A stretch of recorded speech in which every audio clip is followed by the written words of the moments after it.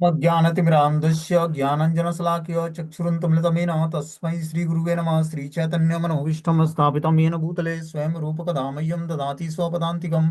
वन्देऽहं श्रीगुरुः श्रीयुतपदकमलं श्रीगुरून् वैष्णवाचं श्रीरूपं सागरजातं सगण रघुनाथान्वितं तं सजीवं साद्वैतं सावधूतं परिजनसहितं कृष्णचैतन्यदेवं श्रीराधाकृष्णपादान् सगणललिता श्रीविशाखान्विताश्च नित्यानंदम नमस्तुभ्यं प्रेमानंदप्रदायिते कलोकलमस्य नाशाय जानवीपतये नमः। नमो महावदन्याय कृष्णप्रियं प्रदायिते कृष्णाय कृष्णचैतन्य नामिने गौरद्विते नमः। अनर्पित चरिचिरात करुणावतीर्णव कलौ समर्पित उन्नत उज्ज्वल रस स्वभक्ति श्रियम हरिपुरट सुंदर भूत कदम्ब संदीपतम सदा हृदय कंदरे स्मृत्वा सचिनंदनम संसार दुःख जलदो पतितस्य कामा क्रोधादीन क्रम करे कवलीकृतस्य दुर्वासना निगडितस्य निराश्रयस्य चैतन्य चंद्रमं देहि पदावलंबम्। चैतन्य चंद्र मम हृदय कुमुदम विकास्यम हृदय विदयि चिंतन भृंगरंगे किंचापराधतिमिर निबिड़ विधूयम पादामृतम सदय पायत दुर्गतम माम आजानुलंबित भुजो कनकावदातो संकीर्तने कपितरो कमलायताक्षो विश्वम्भरो द्विजवर युगधर्मपालो वंदे जगत्प्रिय करो करुणा अवतारो नमस्त्रय काले सत्याय जगन्नाथाय सुताय च सभृत्याय सपुत्राय सकलत्राय ते नमः।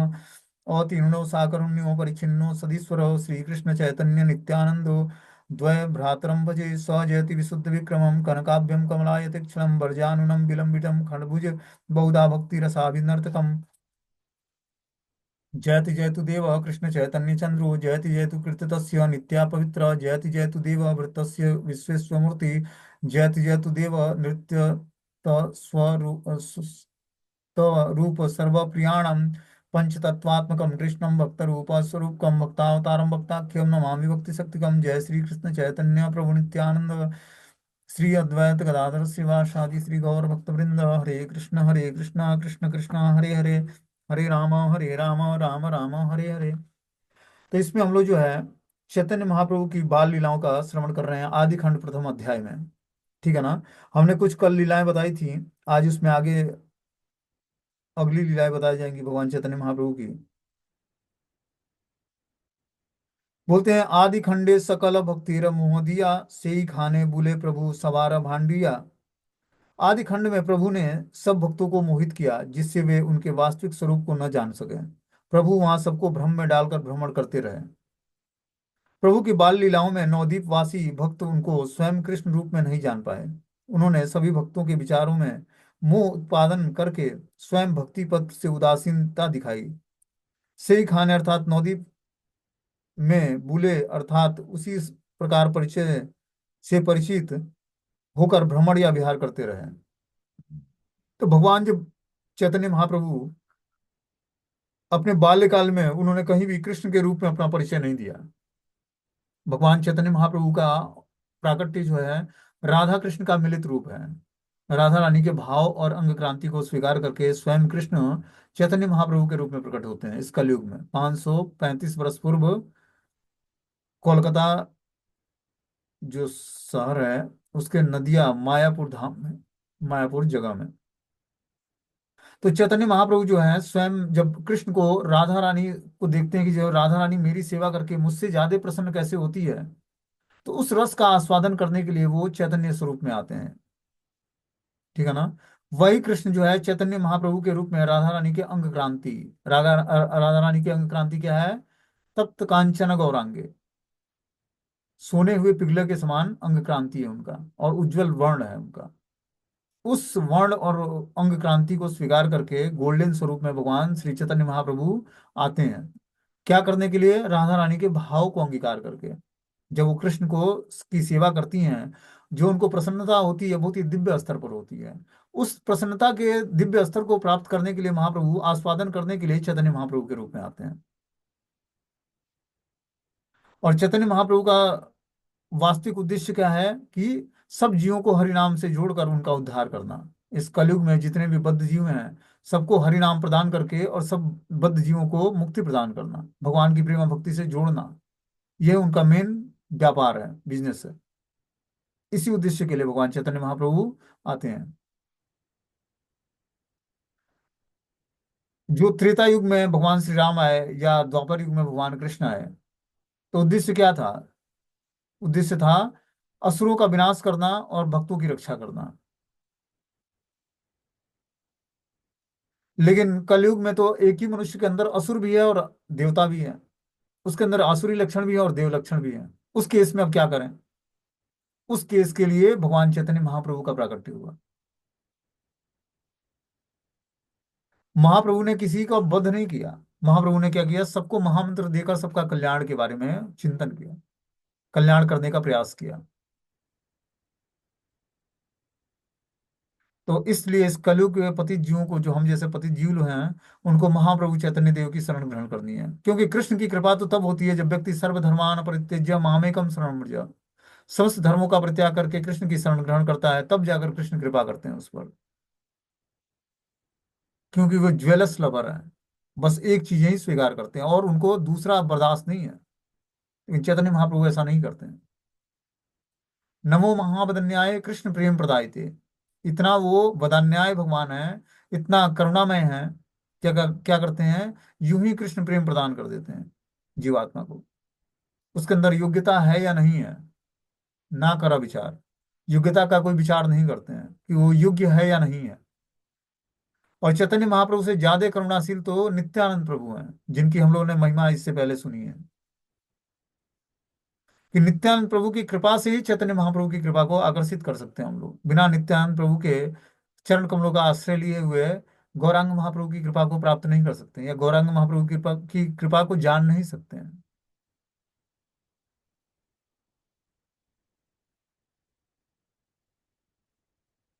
बोलते हैं आदि खंड में प्रभु सब भक्तों को मोहित किया, जिससे वे उनके वास्तविक स्वरूप को न जान सके। प्रभु वहां पर सबको भ्रम में डालकर भ्रमण करते रहे। प्रभु की बाल्य लीलाओं में नवद्वीप वासी भक्त उनको स्वयं कृष्ण रूप में नहीं जान पाए। उन्होंने सभी भक्तों के विचारों में मोह उत्पादन करके स्वयं भक्ति पथ से उदासीनता दिखाई, और इस तरह से वो नवद्वीप में भ्रमण करते रहे। आदि खंडे गया गैला विश्वम्भर राय, ईश्वर पुरीरे कृपा करीला यथाय। आदि खंड में श्री विश्वम्भर गया गए और वहां ईश्वरपुरी को गुरु रूप में वर्ण करके उन पर कृपा की। आगे भगवान चैतन्य महाप्रभु अपने बाल्यकाल में तो वो नवद्वीप में ही लीला करते रहे, लेकिन अपने को कृष्ण रूप में कहीं भी उन्होंने अपना परिचय नहीं दिया। लेकिन जब वो गया जाते हैं अपने पिता का श्राद्ध करने के लिए, तो बता रहे हैं कि विश्वम्भर, जो भगवान चैतन्य महाप्रभु का एक नाम है विश्वम्भर, जो विश्व का भरण पोषण करने वाले हैं। जब वो गया जाते हैं तो ईश्वरपुरी पाद से मिलते हैं, उनको गुरु के रूप में वर्ण करते हैं और उन पर कृपा करते हैं। बोलते हैं पिता पिता के प्रस्थान के बाद प्रभु गया में श्राद्ध करने गए। उसी हरि पदांकित गया भूमि में श्रीमन मध्व संप्रदाय के श्री माधवेंद्र पाद के प्रिय शिष्य श्रीपाद ईश्वरपुरी को गुरु रूप में वर्ण करके महाप्रभु ने उन पर अशेष कृपा की थी। तो ईश्वरपुरी पुरीपाद ने इनको मंत्र प्रदान किया, जो कि श्री माधवेंद्र पाद के गुरु थे ईश्वरपुरी, और ईश्वरपुरी के शिष्य थे चैतन्य महाप्रभु। तो ईश्वरपुरी से इन्होंने दीक्षा स्वीकार किया और गुरु के रूप में उनका वर्ण किया। तो प्रभु ने उन पर अशेष कृपा की। चैतन्य महाप्रभु ने उन पर कृपा की ईश्वरपुरी पर। श्री अद्वैताचार्य के पुत्र श्री गदाधर पंडित के अनुगत्य श्री अच्युतानंद प्रभु ने पिता अद्वैत प्रभु के प्रश्न के उत्तर में कहा है कि 14 भुवनेर गुरु चैतन्य गोसाई, तार गुरु ईश्वरपुरी कौन शास्त्रे नाही।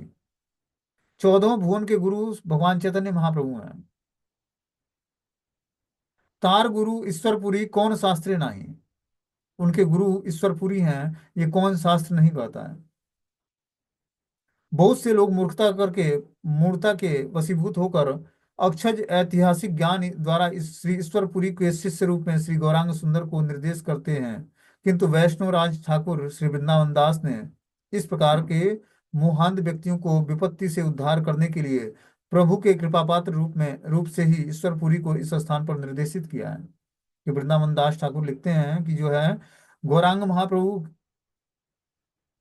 पर ईश्वरपुरी ने कृपा किया और ईश्वरपुरी पाद पर गौरांग महाप्रभु ने कृपा किया।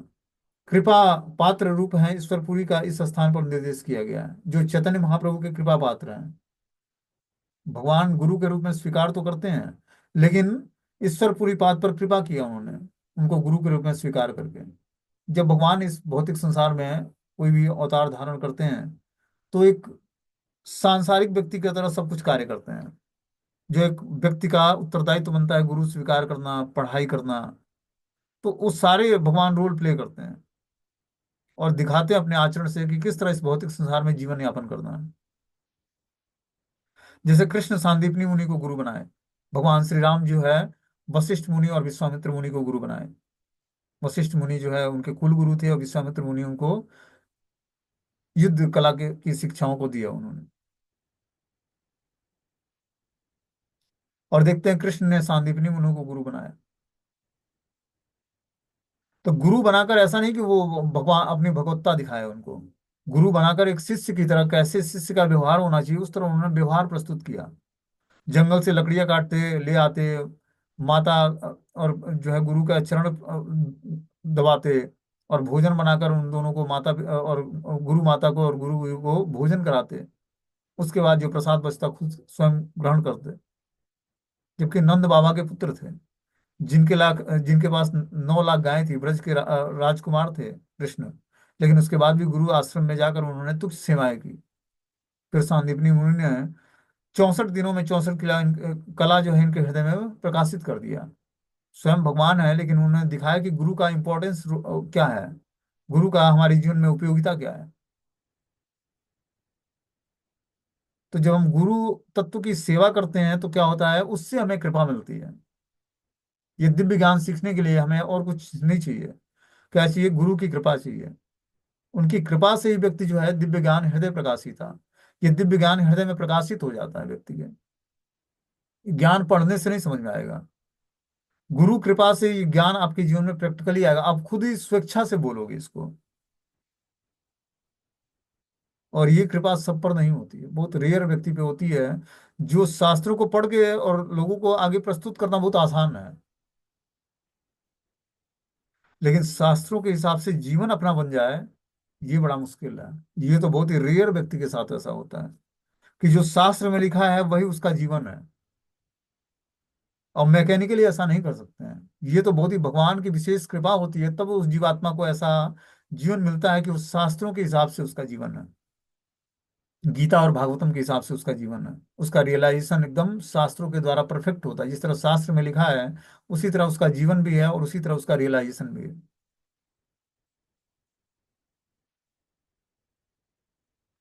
बोलते हैं आगे कि इसमें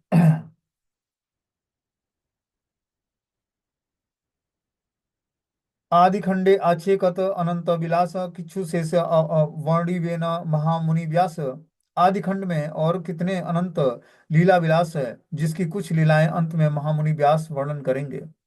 भगवान का असंख्य लीला विलास महामुनि श्री व्यास देव वर्णन करते रहते हैं।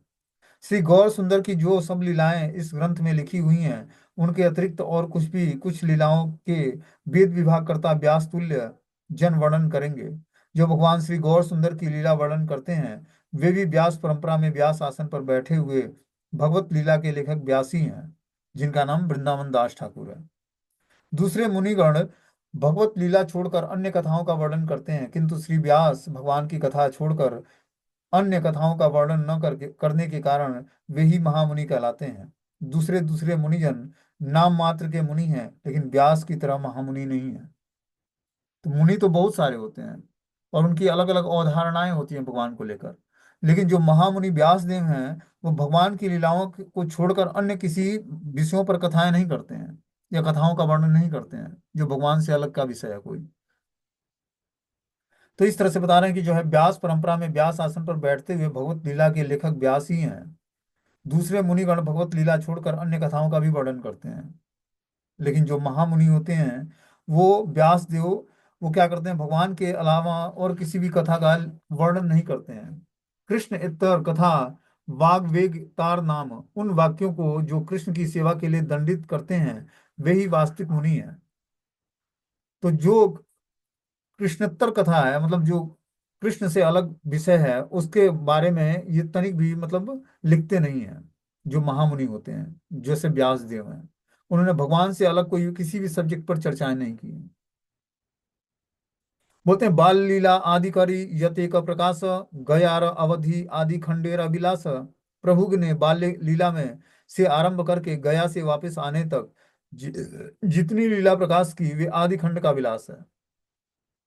तो महाप्रभु चैतन्य जो है गया जाते हैं अपने पिता का श्राद्ध कर दें और वहां से वापस आते हैं, तो जितनी लीला भी वो प्रकाश करते हैं वो सब आदि खंड का ही भाग है।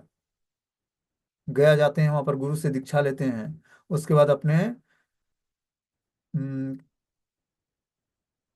नदिया में वापस आ जाते हैं चैतन्य महाप्रभु, और वहां पर जो है स्कूल में टीचर होते हैं वो, संस्कृत के और व्याकरण पढ़ाते हैं। इससे पहले जब दीक्षा लिए थे, नहीं लिए थे, उससे पहले वो अपने नदिया डिस्ट्रिक्ट में क्या करते, वो सबको जो है मतलब वो टीचर थे एज ए संस्कृत और व्याकरण के। लेकिन जब दीक्षा लेकर आए तो क्या हुआ, उन्होंने कृष्ण तत्व का ज्ञान देना शुरू किया। हर विषय को जो है कृष्ण से जोड़ देते वो।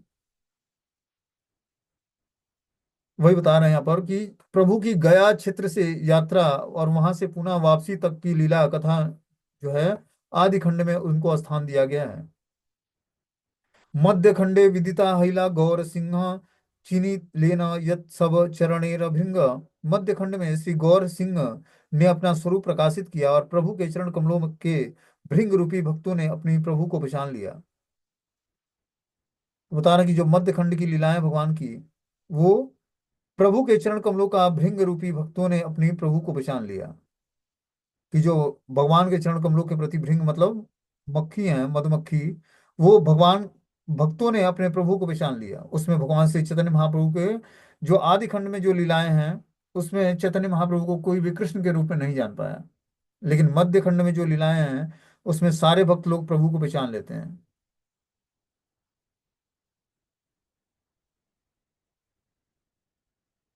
बोलते हैं चैतन्य रस सिंहेर नवदीपे अवतार सिंह ग्रीवा सिंह वीर्य सिंहेर हुंकार। भगवान के चरण सर्वदा ही कमल रूप में ग्रहण किए जाते हैं। चरण कमलों का मधुपान करने के लिए भक्त रूपी भृंग कुल उन पर आकृष्ट होती है। मध्य खंडे अद्वैत आदि श्रीवासेर घरे व्यक्त हैला बसी विष्णु खटार उपरे। श्री अद्वैत आचार्य और श्रीवास आदि के घर में विष्णु सिंहासन पर विराजमान होकर प्रभु ने अपना ऐश्वर्य प्रकाशित किया। बोलते हैं श्री अद्वैत आचार्य और श्रीवास के घर में विष्णु सिंहासन पर विराजमान हो गए भगवान, और अपना प्रभु जैसा ऐश्वर्य दिखाया। विष्णु खट्टा, विष्णु जिस खट या सिंहासन पर संरक्षित और संपूजित होते हैं, खट शब्द से काठ निर्मित चार पैर वाली सिंहासन से है, और जिसको खाट बोलते हैं। व्यक्त हेला श्री गौर सुंदर ने अपनी नारायण लीला के अंतर्गत नैमित्तिक अवतारों की ऐश्वर्य लीला को प्रचारित किया। इस तरह से वो अपने मध्य खंड की लीलाओं में भगवान अपने ऐश्वर्य को दिखाते हैं। अद्वैताचार्य और श्रीवास ठाकुर के घर में विष्णु सिंहासन पर विराजमान होते हैं और प्रभु जैसा भगवान जैसा ऐश्वर्य प्रकाशित करते हैं सबके सामने। मध्य खंडे नित्यानंद संगे दर्शन एका ठाई दुई भाई करीला कीर्तन। मध्य खंड में नित्यानंद के साथ मिलन और दोनों भाइयों के एक साथ कीर्तन प्रसंग का वर्णन हुआ है। कि मध्य खंड जो है इस चैतन्य भागवत का, ये एक्चुअल में पहला अध्याय समरी दिया हुआ है। शुरुआत में नित्यानंद प्रभु बलराम की लीलाएं और बीच में समरी भगवान की स्टोरियों की।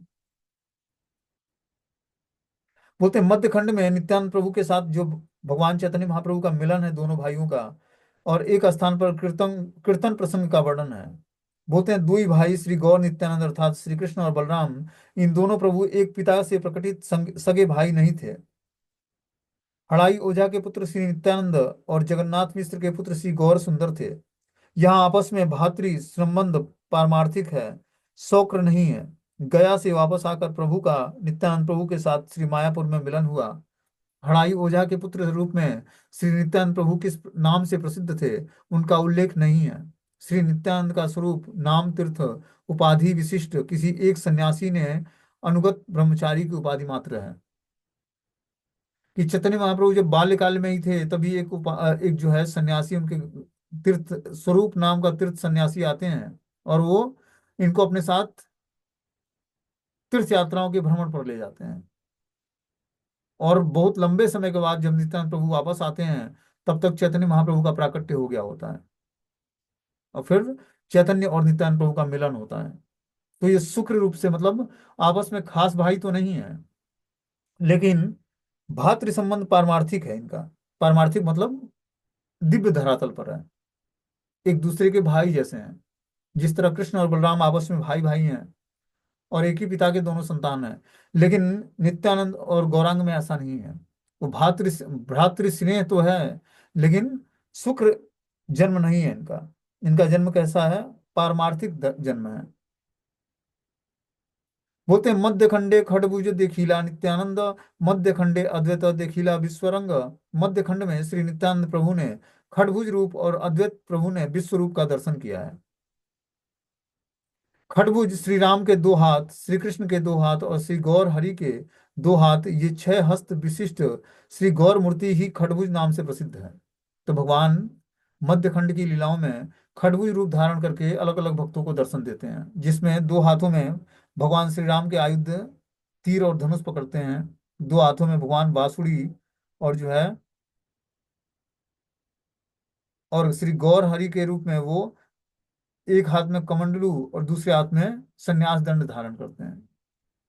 इस तरह से वो छह हाथों में छह आयुध धारण करते हैं।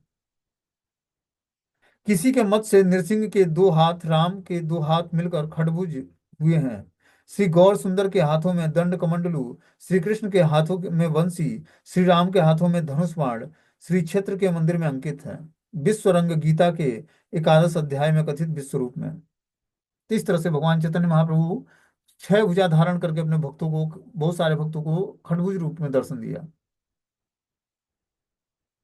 बोलते हैं, नित्यानंद व्यास पूजा कही मध्य खंडे, ये प्रभु रे नित्या करे पापिष्ठ पाखंडे। मध्य खंड में श्री नित्यानंद प्रभु द्वारा की गई व्यास पूजा का वर्णन है। जो इन प्रभुओं की निंदा करते हैं वे पापी और पाखंडी कहलाते हैं। तो मध्य खंड में श्री नित्यानंद प्रभु की व्यास पूजा का भी वर्णन है। और इस तरह से जो व्यक्ति और जो इस दोनों महाप्रभु के की निंदा करते हैं वे व्यक्ति पापी और पाखंडी हैं, जो इनको भगवान के रूप में स्वीकार नहीं करते हैं।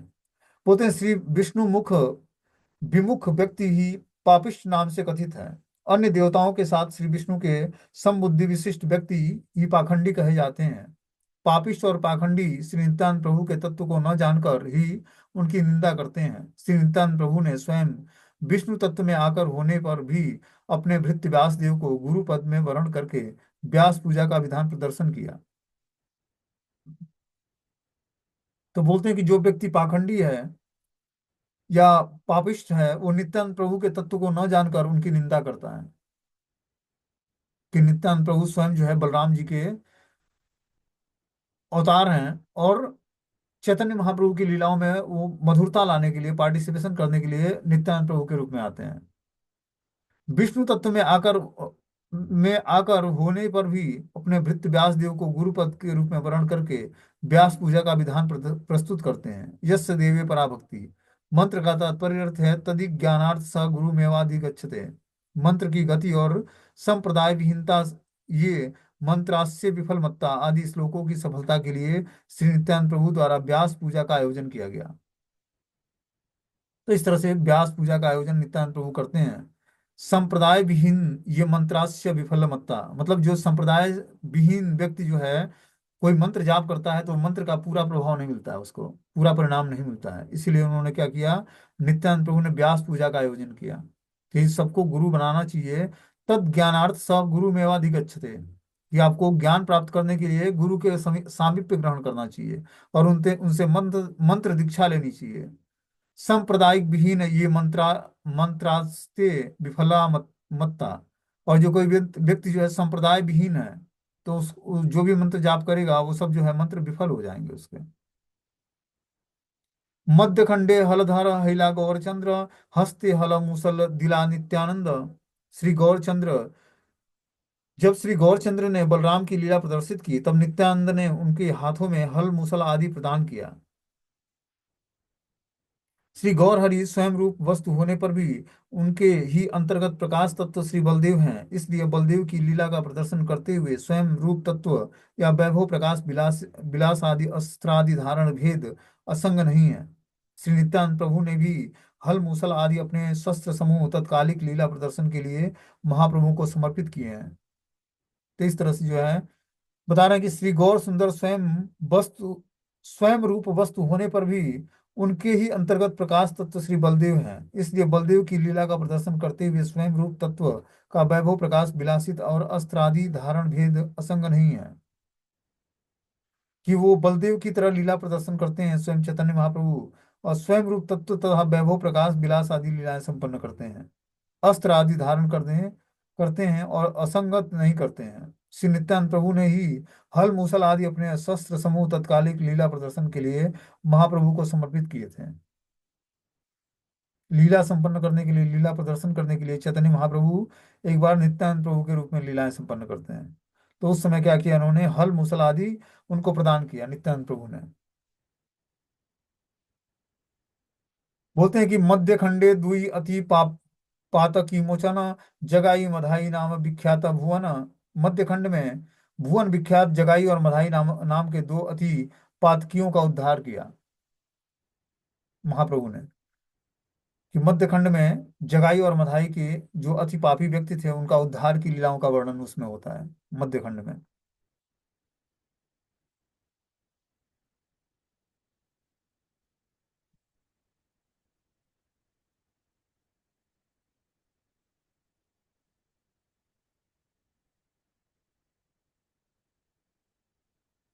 आगे इसमें बता रहे हैं कि जगाई और मधाई जगदानंद बंदोपाध्याय और माधवानंद बंदोपाध्याय नाम दो भाई श्री नवदीप के मायापुर ग्राम के निकट गंगा के किनारे वास करते थे। दुष्ट स्वभाव के कारण उन्होंने श्री महाप्रभु के आज्ञा प्रचारकारी श्री प्रभु नित्यानंद प्रभु और ठाकुर हरिदास के नाम प्रचार में बाधा उत्पन्न की थी। बाद में श्री नित्यानंद प्रभु द्वारा उनका अपराध क्षमा करने पर श्री गौर सुंदर की कृपा से वे दोनों उद्धार लाभ करके हरिपरायण हुए थे। तो जगाई और मधाई दो दुष्ट व्यक्ति थे, ब्राह्मण परिवार में जन्म तो लिया था लेकिन ये क्या करते, सारे नियमों को तोड़ते थे। तो नित्यानंद प्रभु की कृपा से क्या हुआ, धीरे धीरे गौर सुंदर ने इन पर कृपा की और उनका उद्धार करके इनको हरिपरायण किया, भगवान के प्राण किया। ठीक है ना। आगे बता रहे हैं, मध्य खंडे कृष्ण राम चैतन्य निताई श्याम शुक्ल रूप देखी लेना सची आई। मध्य खंड में श्री सची देवी ने श्री चैतन्य निताई को श्याम वर्ण तथा शुक्ल वर्ण बलराम रूप में देखा। तो सची माता को भगवान ने अपने कृष्ण और बलराम के रूप में दर्शन दिया। श्याम वर्ण और शुक्ल वर्ण में बलराम के रूप में उनको चैतन्य और निताई ने सची माता को दर्शन दिया। कृष्ण का वर्ण श्यामल और बलराम का वर्ण शुक्ल है। श्री चैतन्य कृष्ण और श्री नित्यानंद बलराम है। श्री सची देवी ने अपनी गौर निताई को श्री कृष्ण राम के दो वर्णों में दर्शन किया। तो जो है सची माता गौर निताई की पूजा करती, लेकिन एक दिन क्या हुआ, उन्हें श्री कृष्ण और श्री बलराम के दो वर्णों में उनका दर्शन होता है। बोलते हैं, मध्य खंडे चैतन्य महापरकाश सात प्रहरिया भाव ऐश्वर्य विलास से दिन अमाया कहिले न कथा ये ए सेवक जन्म हैला यथा यथा। मध्य खंड में श्री चैतन्य देव का महाप्रकाश लीलाओं का वर्णन है, जिसमें सात प्रहर तक भावाविष्ट होकर प्रभु ने अपना ऐश्वर्य प्रकाशित किया है। कि जो मध्य खंड है उसमें चैतन्य महाप्रभु का की महाप्रकाश लीलाओं का वर्णन है, जिसमें सात प्रहर तक भावाविष्ट रहकर प्रभु ने अपना ऐश्वर्य प्रकाशित किया है। बोलते हैं, उस दिन प्रभु ने जिस जिस सेवक को जहां जहां जन्म हुआ सब स्पष्ट रूप से कह दिया। महाप्रकाश ऐश्वर्य का विलास प्रभु ने सात प्रहर काल तक उसी प्रकार भाव से महा ऐश्वर्य प्रकटित हुआ। बोलते हैं, जो महाप्रकाश ऐश्वर्य लीला भगवान ने संपन्न की चैतन्य महाप्रभु ने, वो सात प्रहर काल तक उसी प्रकार भाव से महा ऐश्वर्य प्रकटित करता रहता है। बोलते हैं, मध्य खंडे नाचे वैकुंठेर नारायण जगने जगरे जगरे कैला आपन कीर्तन। मध्य खंड में वैकुंठनाथ नारायण अर्थात श्री कृष्ण चैतन्य देव के ने नगर नगर में स्वयं नृत्य कीर्तन करते हुए भ्रमण किया। तो चैतन्य महाप्रभु ने क्या किया, मध्य खंड की जो लीलाएं की उसमें वैकुंठनाथ नारायण अर्थात श्री कृष्ण चैतन्य ने नगर नगर में नित्य नृत्य कीर्तन करते हुए भ्रमण किया। उस लीलाओं का वर्णन जो है मध्य खंड में आता है। श्री नारायण वैकुंठ में वासुदेव आदि चार प्रकार के व्यूह विस्तार में नित्य ऐश्वर्य प्रकट करते हुए विराजमान रहते हैं। उसी मायातीत भगवत वस्तु ने ही स्वयं प्रभु रूप में अपना कथा कीर्तन करने के लिए नगर में सर्वत्र नृत्य करते हुए जीवों को श्रुतवाणी श्रवण कराई थी। क्या बोलते हैं यहाँ पर कि जो है श्री नारायण वैकुंठ में वासुदेव आदि चार प्रकार के व्यू विस्तार में नित्य ऐश्वर्य प्रकट करके विराजमान रहते हैं। उसी मायातीत भगवत वस्तु ने ही स्वयं प्रभु रूप में अपना कथा कीर्तन करने के लिए नगर में सर्वत्र नृत्य करते हुए जीवों को श्रोत वाणी श्रवण कराई थी। आगे बोलते हैं कि मध्य खंडे काजीरा भंगीला अहंकार निज शक्ति प्रकाशिया कीर्तन अपार भक्ति पाइला काजी प्रभु गौरांगेरा वरे स्वच्छंदे कीर्तन करे नगरे नगरे। मध्य खंड में काजी का अभिमान चूर्ण करके अपनी शक्ति को प्रकाशित करते हुए विशाल महासंकीर्तन किया गया।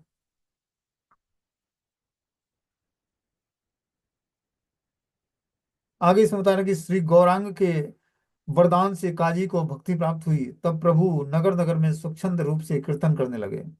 पहले जो है भक्तों को काजी ने क्या किया, प्रताड़ित किया कि तुम लोग हरिनाम संकीर्तन रोक दो, लेकिन फिर जो है अंत में महाप्रभु चैतन्य देव की शरण ग्रहण करता है और इस तरह से महाप्रभु वहीं पर अपने जीवन के अंत समय को बिताते हैं। श्री गौरांग के वरदान से काजी को भक्ति प्राप्त हुई थी। तब प्रभु नगर नगर में स्वच्छ रूप से कीर्तन करने लगे थे। बता रहे हैं श्री गौरांग के वरदान से ही काजी को भक्ति प्राप्त हुई।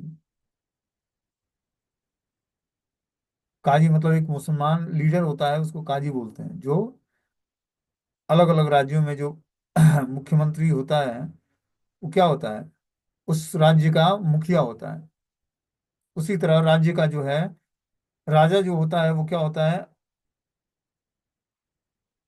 काजी कहलाता है। प्रभु के प्रकट काल नवदीप नगर में शांति स्थापन करने के लिए एक फौजदार नियुक्त हुआ था जिसके पद का नाम काजी था। मौलाना सुराजुद्दीन, जिसकी चांद काजी नामक से पुकारते थे, उस समय वहां पर शांति स्थापन करने वाले विचारक के पद पर अधिष्ठित था। इसी शासन काल में नियुक्त रहने के कारण अपने नित्य परिचय को भूलकर उसको ऐसा अभिमान था कि शासन के अधीन व्यक्तियों में भी शासन करने वाला हूँ। श्री गौर सुंदर ने अधोक्षज सेवा की कथा का कीर्तन करके विष्णु विमुख के त्रिगुणांतरगत विचार से काजी का परित्राण किया। माया शक्ति की विक्षेप विक्षेपात्मिका और आभरणिका दोनों वृत्तियों में से अवस्थित मनुष्य को जगत भोग या जगत त्याग की रुचि में का परिवर्तन कराकर प्रभु ने अपनी स्वरूप शक्ति को प्रकट किया है।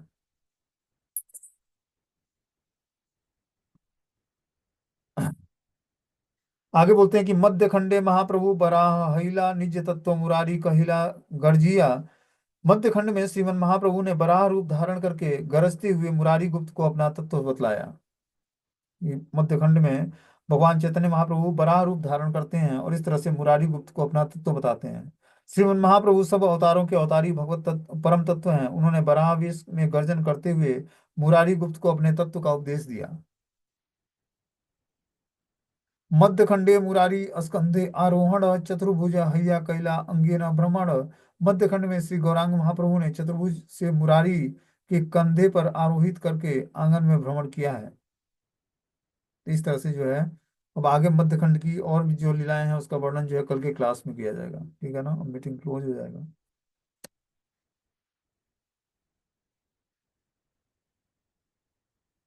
कोई क्वेश्चन है तो आप लोग पूछ सकते हो।